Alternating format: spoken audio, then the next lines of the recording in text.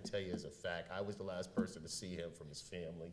And he left my home right here in St. Pete so happy because he earned his first vacation. And he was going to go on a date. He just thought he was going on a date. Just a young college-age kid grinning ear to ear, about to go on a date, just happy as could be. And I wave him off. And I never knew it would be the last time I'd see him. And I had to go and tell this story to 6 siblings this weekend. Nobody should have to go through that ever. It's just wrong. It's wrong, Your Honor.